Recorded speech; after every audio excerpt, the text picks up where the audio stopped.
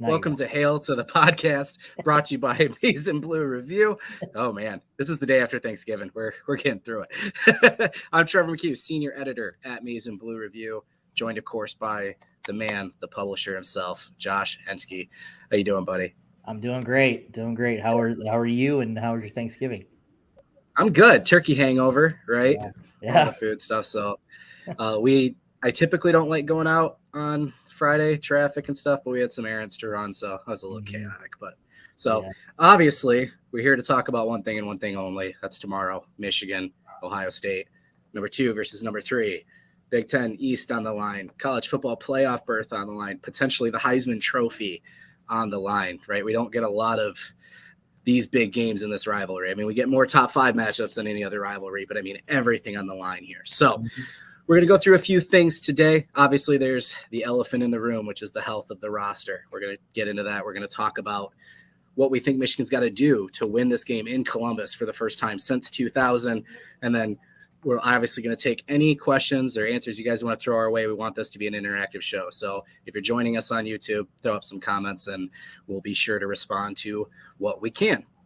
Now, a lot of what we're going to cover today, we've been talking about all week at michigan.rivals.com. If you haven't been there, you've been missing out. But good news, this is the time to join. We are running our best promo right now for the year, $22 for your first year when you sign up at michigan.rivals.com. Just use promo code RIVALS22. Otherwise, if you're following myself at Trevor McCue on Twitter or at Josh Henschke on Twitter, we've been tweeting it out. There's a link that takes you directly to it and automatically plugs in the promo. So we'd love to have you join, access to our intel, and join us in our community on the Den.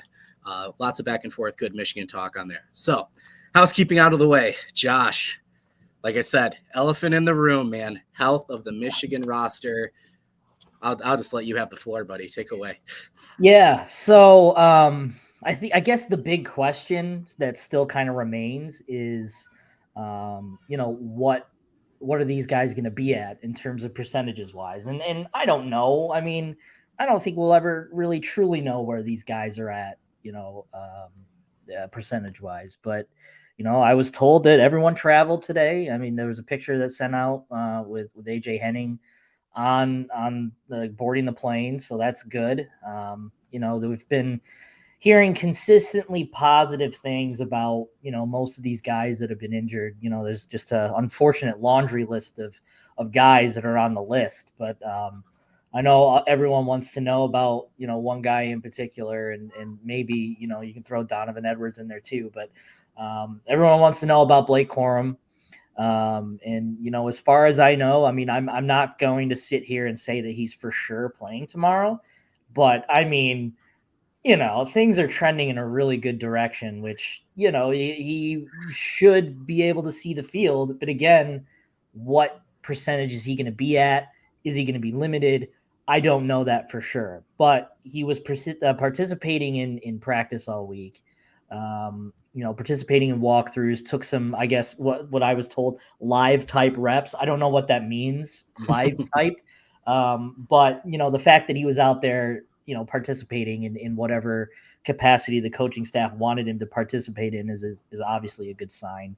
Probably will wear a knee brace if he plays on Saturday. But, yeah, I mean, it all looks really good and trending in the right direction in terms of Corum.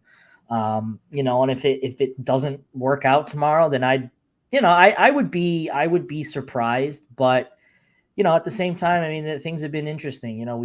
I thought that Luke Schoonmaker was going to play last week. I was told that he was good to go, but didn't see the field.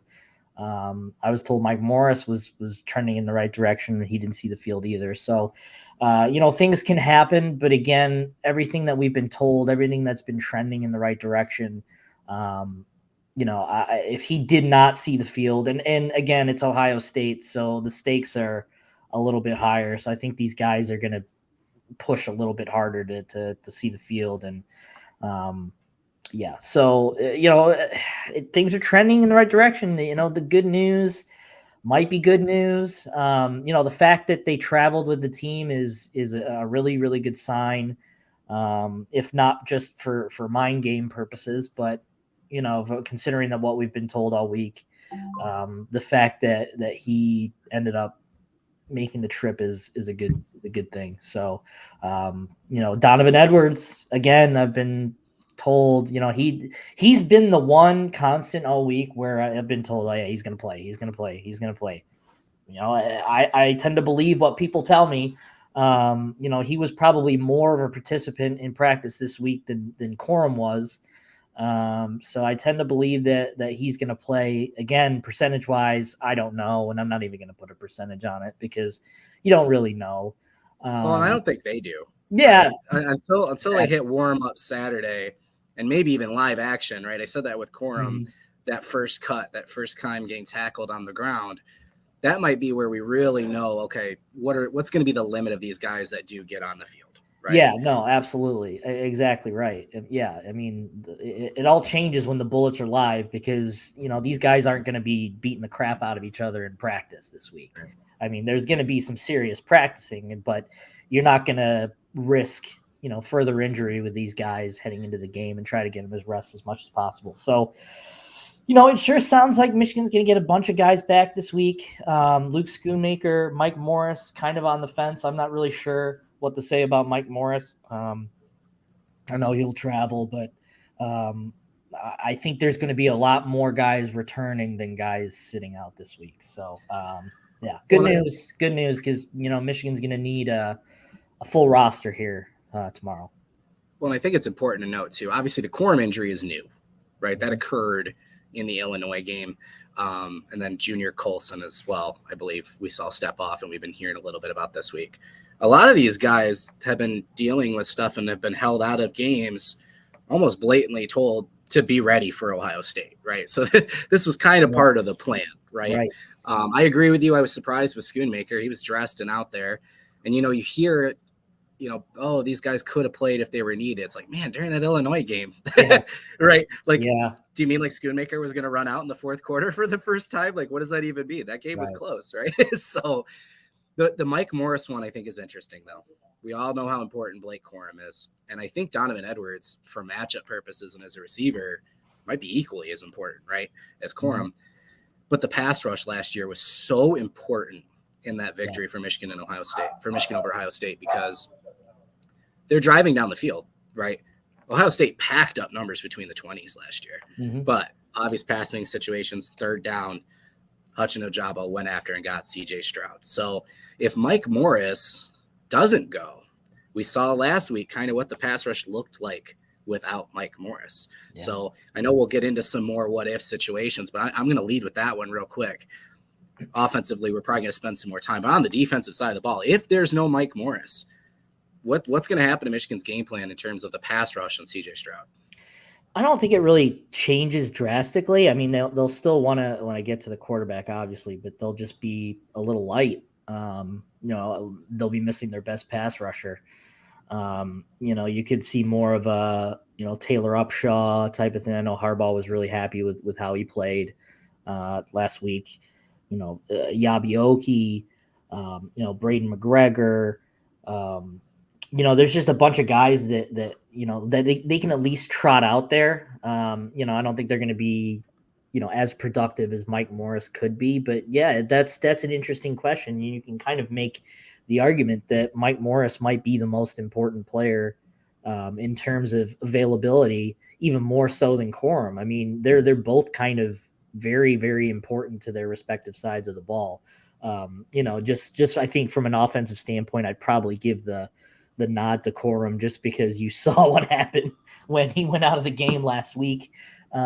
So yeah, I mean that's a big question mark. What happens to Michigan's defensive line if Mike Morris can't go, or Mike Morris is hampered enough to not be effective? That's we'll see. And granted, Ohio State has some injuries on their offensive line too, and on offense. So, it's not like Michigan is completely going into this thing with the, the steep sledding, but I mean, there's no question that they're going to have to be more effective this week than they were last week, and you're facing a better team. So, yes, the pass rush wasn't effective last week, but they got the job done. So, you can also go back to that and say, hey, they really didn't after Chase Brown's long touchdown run, they didn't really do much, and they made stops when they needed to. The onus is going to be on the defensive backs, the back half of the field. Probably more than the pass rushers anyway. But again, when you have effective pass rushers that can kind of disrupt what CJ Stroud wants to do, it'll hurry him up a little bit, and won't give him time to let plays develop because those receivers are really, really good. So there's a lot goes into that, and I think Mike Morris is a key part to it. I think Michigan can manage without him, but as I've been saying about Blake Corum too, having Mike Morris at any kind of percentage is better than the alternative of not having him at all. Right. Yeah, I mean, we've seen Michigan rotate guys and build depth at that position all year. And we've seen moments where, like you said, Upshaw's really come along in the back half of the season and kind of the more secondary role he's been plugged into. Derek Moore's a freshman. We've seen flashes. Braden McGregor, same thing. We've seen flashes. And then obviously Yabioki really surprised us during the first part of the year, right? Yeah. Yep. What we've noticed is when Morris isn't out there, all of those guys go down a level, right? Just because of the attention that Mike Morris commands. So even if it's not him literally making the play, I think just him being out there, like you said, even at a limited percent, probably allows the other guys to eat a little bit more. In that matchup department, you kind of started to touch on it. And I think it's an interesting conversation with the secondary versus the receivers. Mm-hmm. Because I think I could make a very simplified argument on paper that two of Ohio State's top receivers last year are playing on Sundays. Those were top 10, top 15 picks, right? The other top receiver in that game, Jackson Smith and Nick Joe, isn't playing right at this point. I mean, we'd be shocked if he steps out there, and even if he does, he hasn't played in a while. Right. Now, I don't want to understate the fact that they just clone NFL receivers, and now Marvin Harrison Jr. is arguably the best wide receiver in college football, right? Yeah. But him and then kind of a little drop-off. You don't have 3 top 10 picks on that roster anymore, right? On the flip side of it, on the Michigan side, would you say I'm wrong if I said the secondary is better this year? I know we've lost Dax Hill for Michigan on that side of the ball, but with what Jamon Green's been able to do, DJ Turner in coverage, obviously Mike Sainer still the rise of him on the defensive side of the ball. And then Will Johnson has looked, we kept telling everybody, Will Johnson's not playing a ton, not because he's not good, just because of what the other DBs are doing, right? And now when, with Green was hurt, we saw more. So long question, but do you feel like on paper or I'm even way off here, as well as Ohio State passed the ball last year, it seems potentially likely that there's a drop-off at wide receiver for Ohio State and a rise in secondary for Michigan. Is there a positivity there or a gain for Michigan in terms of this game? Kind of feels like a sequel from last year, right? Yeah, so it really does. Yeah, so could Michigan's defense potentially slow down the passing game a little bit, or are we just banking on CJ Stroud's going to throw for 350 yards in this game? I mean, the funny thing is that, last year I felt like Michigan kind of controlled CJ Stroud a little bit, and he threw for 300 and something yards, but it was almost 400. Yeah, almost 400 yards. And it didn't really seem that bad. It was kind of one of those things where it's like, all right, you let him throw for whatever, how many yards, but if you can control the line of scrimmage and make plays when you need to, that's what counts. And I'm kind of banking on that being the same case, but you're right. I mean, there's a lot missing from last year's team on offense, but again, they're still going to be very good. And I'm banking on the part that, CJ Stroud is just going to get his. I mean, that's just what's going to happen, but you can't let him beat you.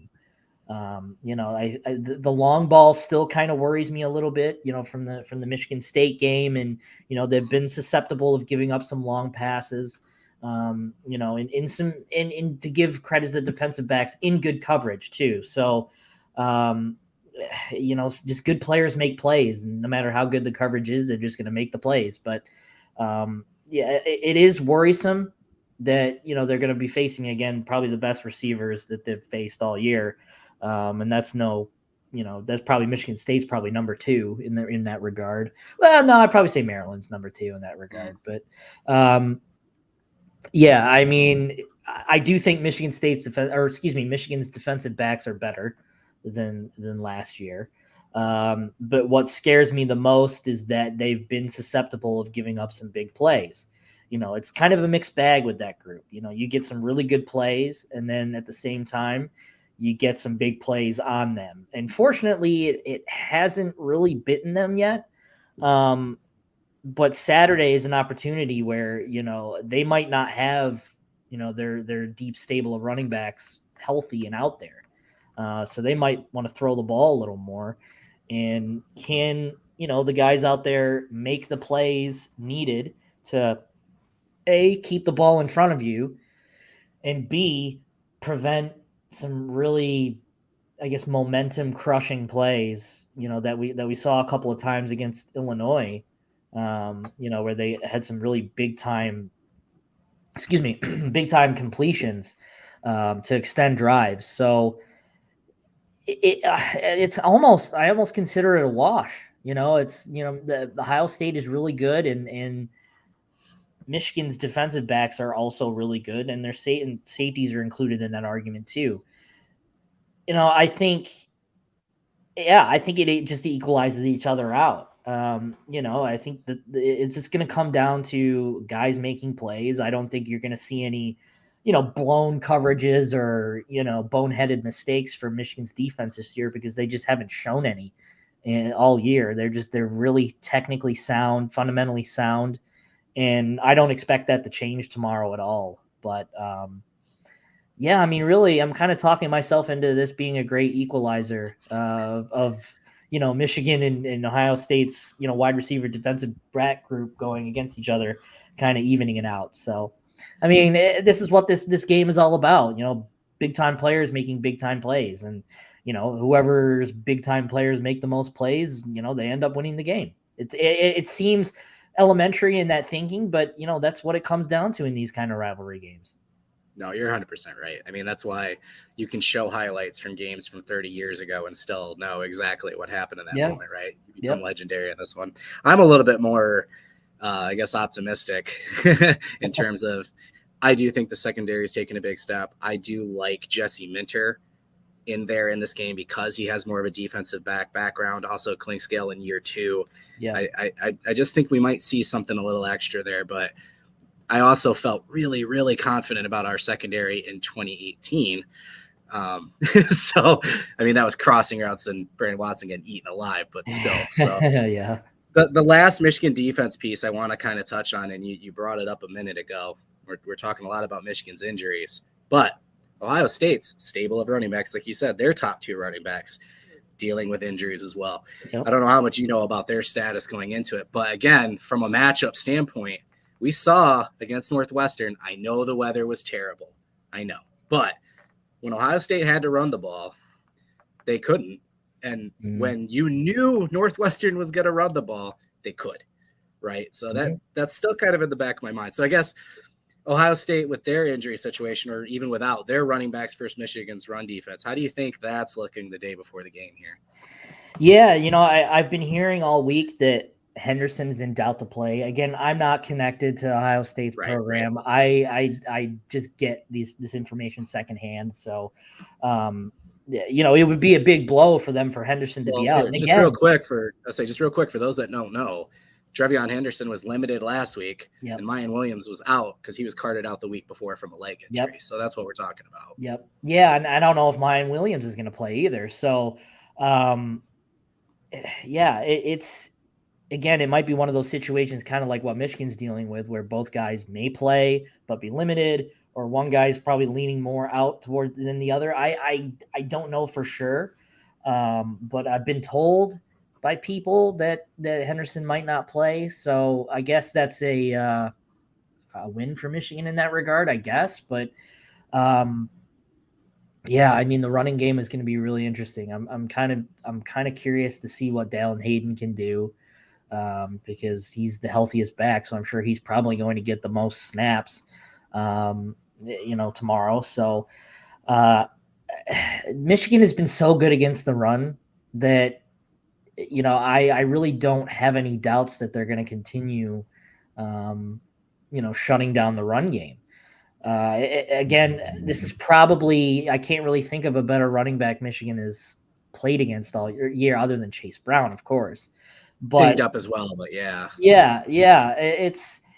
It's going to be interesting. I think Michigan could learn a lot from what they did last week in how Chase Brown really carved them up essentially for the better portion of the game. So I think that's kind of going to be a point of emphasis this week. I don't know for sure, but again, if you pride yourself on 75 yards rushing a game or rushing yards against a game, and you got a guy that goes for $150 on you. Granted that he's very, very good. You're going to try to diagnose what went wrong and what happened and try to fix that. So that's obviously going to be a point of addressing this week. So,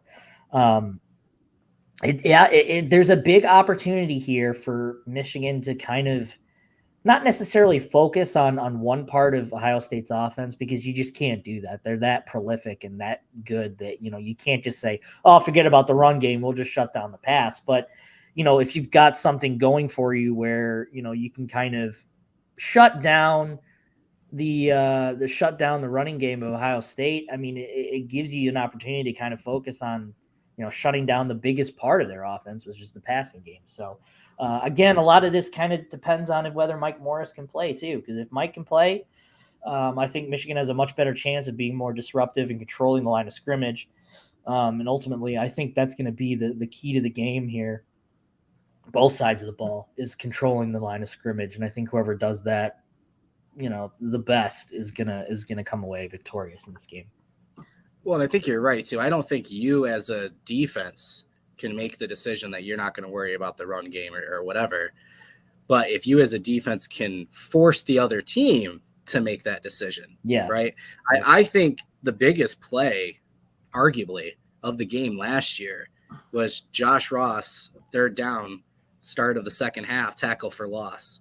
Ohio State came out looking to establish the run. They ran 3 straight run plays and had to punt. And that tackle for loss was just a killer play by Ross, right? Michigan gets the ball. What do? 3 straight run plays, find the end zone, right? That was the biggest moment of the game. And from then on, Ohio State gave up on the run game. They really did. And Michigan didn't throw a pass and just ran it down their throats, right? So I think you're looking for a similar moment to do that, to try and make them one-dimensional by their choice. And then Jesse, just came in. I think Roman is going to have a big game similar to Olave a few years ago. Oh, I remember that. Came out of nowhere, right? So, but on that note, going to the offensive side of the ball, right? I think we talked about Corum, and there's only so much we can guess there, right? Mm-hmm. And it's similar situation with Edwards. I do think Edwards is arguably the best receiver on Michigan's team, just in terms of what he can do in matchups with linebackers, what he can do with catches in traffic. And we've seen him make some tough catches in the end zone, right? But everybody else, apart from the running backs, right? Is there a receiver that needs to have a big game? I know Cornelius Johnson last year had the catch. Roman had a couple plays, but overall the receivers didn't do a ton. They only threw 19 passes, right? But does Michigan need its own Chris Olave and Roman Wilson this year? Something like that. And if that happens, who's that guy? I mean, we've been talking about this all year, right? I mean, when is it going to happen? When is it going to happen? I mean, I don't know. It's tough. It's tough to say. It's really tough to predict. If it sounds so cliche and so repetitive, but if any week is going to happen, it's got to be this week. You could see a Ronnie Bell getting that type of game. You could make an argument for Cornelius. Heck, you can even make an argument for Luke Schoonmaker having a big game too. So Michigan has options, but they need to utilize these options. They need to, get these guys into position to make plays. And the part of that is play calling, and part of that is JJ, and part of that is the offensive line giving JJ time to get the ball out there. And the wide receivers have to do JJ a favor and catch balls too. So it's kind of a conglomerate of things that need to happen in order to in order to get this done. And, going back to your Josh Ross point, he had the game of his life last year. So these guys got to have the game of their lives tomorrow on offense, because nothing is really giving me confidence about this passing game and JJ's arm. If they need to do that to win, I mean, it's really tough to talk about the passing game right now, because they just aren't showing anything that, that can consider it dangerous. It's really tough. But ultimately I'd love to see like a Ronnie have a big game, or, Andrell Anthony, someone make a play. I mean, we saw it last week where there were plays available against Illinois, but they just weren't converted. Whether it was, Colson Loveland wide open in the end zone, Colson Loveland just overthrown, Andrell Anthony dropping the ball in the end zone in fourth down. The plays are there. They just need to be executed, and they're consistently not executing when it matters. So that kind of gives me pause of saying, hey, who can have a big game on offense? Because you got to prove it. You got to prove it. We talk about it all week. We've talked about it all year, but since the beginning of the year, we've been saying, oh, this might be Michigan's best passing team ever. And they could be, but they just haven't been executing. And granted, Corum has done what he's done, and he's one of the biggest reasons why they're here right now. But these guys just got to get it done. Just plain and simple, you got to make plays. And I trust the coaches are going to put the guys into position to make plays. It's just going to come down to the players. And man, we'll see if it happens. Yeah, I think I could hit the play button and then just let it come out, my spiel about Andrell Anthony, because I've said it so many times, right? Yeah. And it's not an instance of, I think maybe early on in the year, we were like, hey, why aren't they really utilizing him, right? We've seen his snaps go up. We've seen his targets go up. I mean, they're not huge, but Ronnie's dominating the targets. But Andrell's getting same or more targets than Cornelius, Roman. He's just not catching the ball. Now, some of that's been JJ, right? I think that deep ball in the end zone that you're talking about, that play has stuck out to me so much because JJ thought he had a free play. And I think we've kind of discussed, like, is he being restricted a little bit? Is he being held back a little bit? Is the offense, are we plugging JJ into the Cade role instead of plugging JJ into this new offense for him, right? That was the answer for me, because he felt like he could just be himself, and he delivered that throw 45 yards into the wind right into Andrell's hands, and he couldn't pull it in. He's in double coverage. Maybe he's tripped out about getting hit. I don't know. But they're throwing the ball to him, right? So he's just got to make the catch. That's where I kind of go back to what you hinted at. I do think Luke Schoonmaker is going to have a big game. And I do like that Colson Loveland got some extra run, because I think Michigan's game plan, at least in the passing game, I think we're going to see screens. That wasn't an accident that those were thrown into the plan last week, right? But I think about, again, their linebackers, especially, Eichenberg, bless him, playing it with two broken hands, right? But for sure. But without that, I still think Schoonmaker and Loveland could be a real threat there. But I guess that comes into, you talked on that a little bit, but the big umbrella, whether Corum can't go or does go and is limited, or Edwards, whatever, the running game's not working. And Harbaugh says, all right, JJ, win or lose, it's up to you. What do you think? If Michigan gives the keys to JJ and they realize the running game is just not going to get it done for whatever reason, can JJ McCarthy open it up and win this football game for Michigan?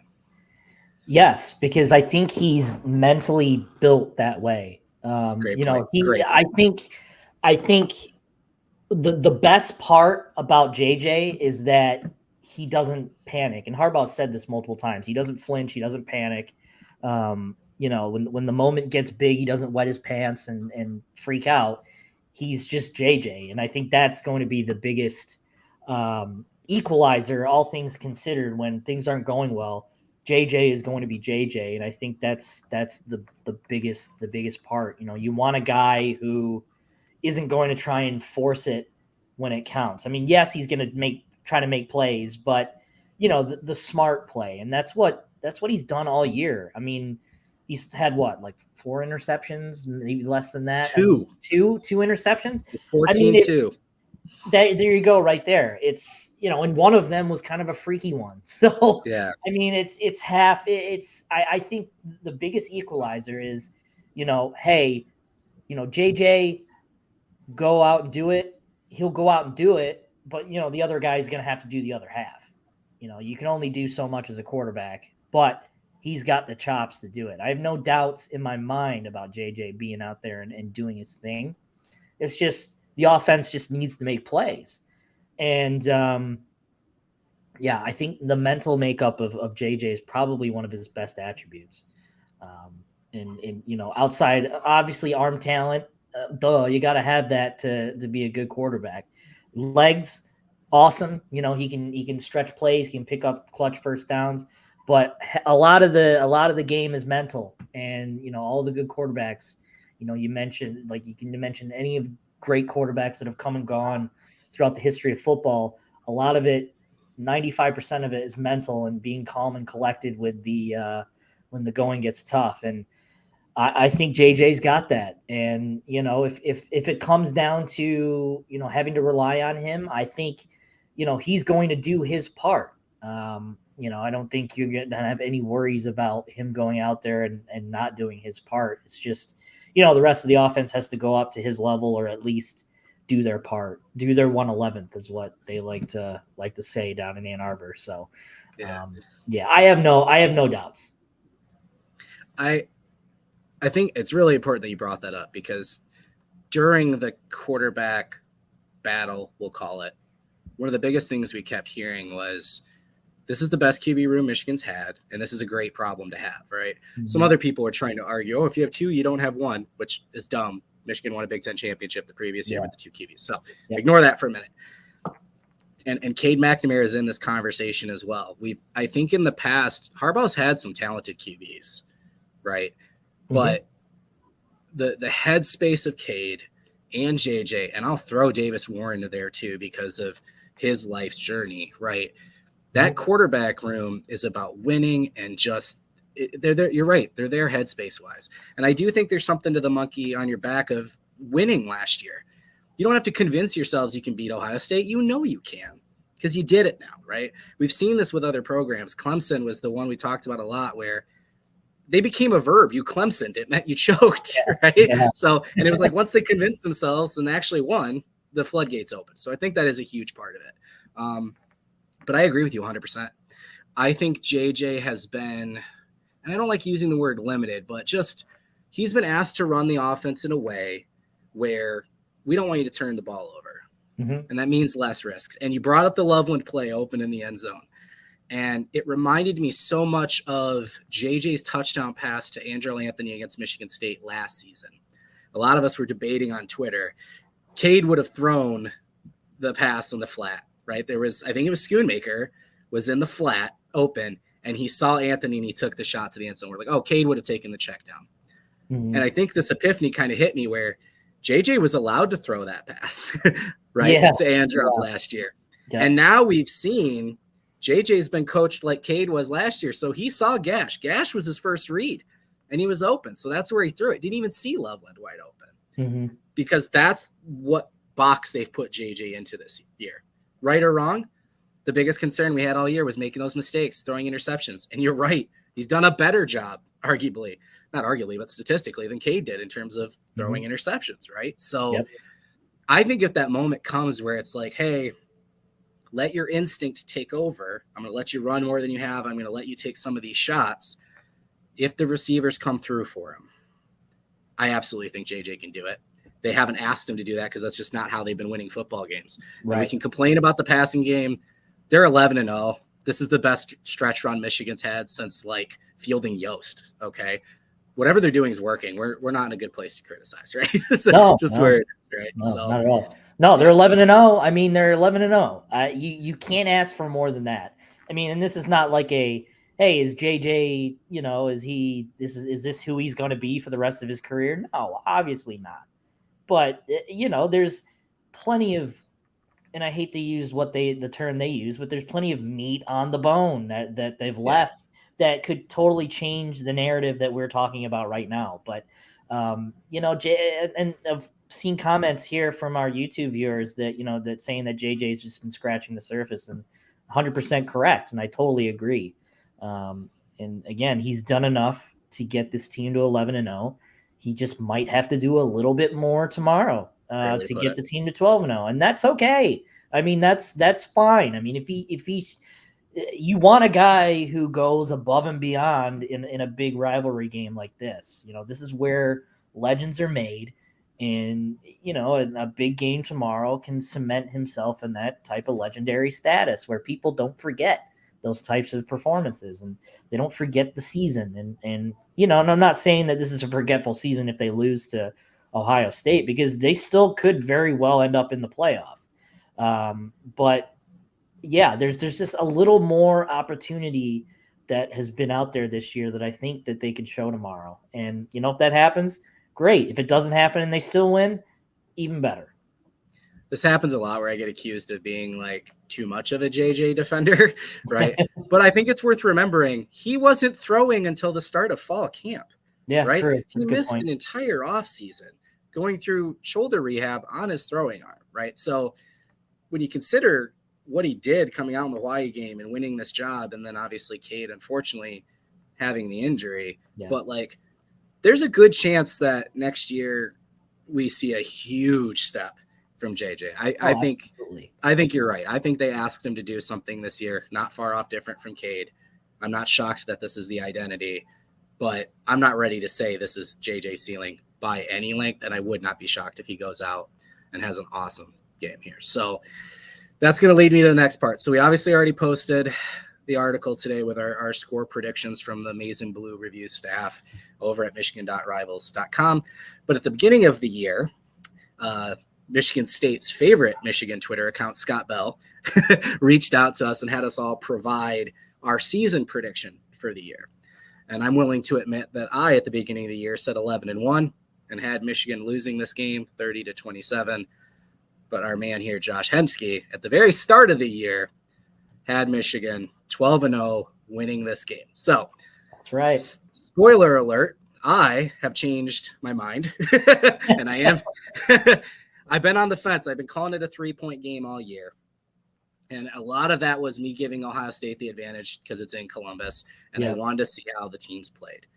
And I thought there was some shuffle early on week to week. Like we talked about, I know Ohio State was going to improve their offensive line, try and run the ball more, defense, blah, blah, blah. Michigan, were they going to repeat the identity with the pass game, get better? All these things we've talked about, right? So I'm willing now because I'm confident in the health of the roster and some other things. I'm switching. I'm staying 30-27, but I'm switching to Michigan. So I'm going to ask you, go ahead and say your prediction, and then I guess why you were so confident at the start of the year and why you're not changing your mind today. You got Michigan winning tomorrow. Yeah, I don't know why I was so confident heading into this year. I just think you're a contrarian. Yeah.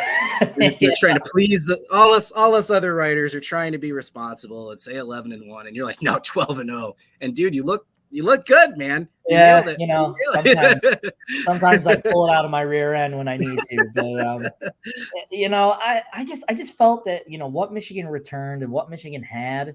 I think, and their schedule had a lot to do with it too. I just really liked what they could be, and obviously I think they've gone above and beyond my expectations, defense especially. Great point. And I just think they've gotten over that mental hump of Ohio State, and going on the road and performing in big games. I think they're gonna really thrive in that atmosphere in Columbus. I mean, they've really embraced. You saw it last year against Nebraska, and they haven't gone down there since this kind of new mentality is shown up, where they're really embracing the booze, they're embracing the other traditions of other programs. So it's going to be really interesting to see how they respond, and I have no doubts that they will respond. But yeah, I'm just a believer, man. I'm just a believer. I think. I was going into this year thinking that JJ McCarthy was going to take over at some point. in the year. I didn't think it was going to be as early as it was, but honestly, looking back, it's probably the best thing that they did was make the switch. So I had Michigan. I think I can't even remember what my prediction was from today. I think it was 30-27 or 31-28. It was one of those. I think it was. I'll have to dig it up. It was some. Yeah, I'm pretty sure it was 31-28. But either way, I'm with you. It's a 3-point game. Is I think 30 the number? Yeah, I think 30's got to be the magic number. Both sides. I think. I think both defenses are good enough to kind of stop each other, but I just think Michigan is just to quote what the kids say. Michigan's just built different. Michigan's got that dog in them. Oh, we're too old for that, Josh. Yeah. They're just built different this year, we can't and I think they've got what it takes to kind of really rewrite the narrative of this whole thing. And if the Michigan does win, I'm looking forward to the fan base, the Ohio State fan base calling Ryan Day John Cooper for the next. They've already started to. Yeah. I saw a few with the whole switching up that senior tradition this week. Yeah. I saw a few fans saying like this reeks of desperation. Right? Yeah. This is Cooper-esque. I'm like, oh man. Because people have said if he loses this game, Day's gonna get fired. I'm like, I don't think so. Man, that fan base, they're gonna be calling for him. They're already like on edge. You can tell there's some anxiety in them. I think that's such a good point. And it's something D. Brown pointed out as well. The culture. I think that's such a good point. Yeah. The road game and really taking in that environment and not being afraid of it. And I mean, we've seen it at home a ton, obviously, but yeah, jump around at Wisconsin, thunderstruck at Nebraska. Like we've seen this team do that and really feed in those moments. So that's a great point. And like you said, narrative busting, right? Last year, how many boxes? Can't win on the road, can't beat as an underdog, can't, all these things, check, right? So we talked about a lot, the defense, the offense, some of the injuries, and then, we've obviously given our predictions, but button it up, not necessarily schematically, and I'll do mine first so you kind of go where I'm going here. Michigan wins if, right? What's going to be the thing that happens where you think, okay, Michigan won because, and in my opinion, I think Michigan wins if they're leading at halftime.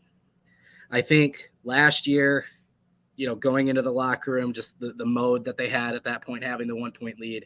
And then just what we've seen this year from this team where I don't want to call it slow starts because a lot of it's been some fluky stuff hasn't gone their way, but just we've seen it. They haven't come out and led any team 35-0 or anything in the first half, right? Right. They've kind of felt out the other team, gotten comfortable, figured out what they want to do, and then in the second half they make adjustments and defensively shut down an offense, control the game to get the win. So that's what I'm going to go with. I think if Michigan wins if Michigan's leading at halftime, I think they win the game because I think Ohio State's going to be sitting in that locker room. Oh my God, is this happening again? The culture and the confidence of Michigan and then the adjustments from the coaching staff. So that's what I'm going to say. I say Michigan wins if they're leading at halftime. Mm-hmm. I would say Michigan wins if they control the line of scrimmages, both offense and defense. If Michigan is creating some massive holes for whoever the running back is going to be, that's a big part of what has made Michigan so good this year, is controlling the line of scrimmage, controlling the time of possession. And for a team like Ohio State who likes to go really, really quick in terms of the offense, limiting their time on the field and the defense's time on the field too is going to be crucial. So, and then on the opposite end, in defense, if Michigan can control the line of scrimmage and make things really difficult for Stroud, it could be an interesting day. You can't let him have time to operate back there because he's going to pick you apart. I mean, he's a Heisman, front runner for a reason. He's good. Ohio State is good. I mean, I'm not saying anything newsworthy here.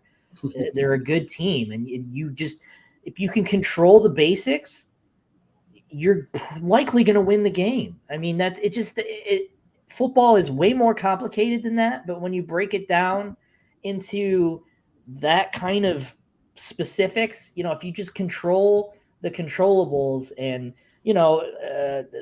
own the trenches, your chances of winning go up exponentially higher. And I think Michigan has the stuff on both sides of the ball to kind of control that. And not to mention, and you can make the same argument for Michigan too, who is going to be their running back.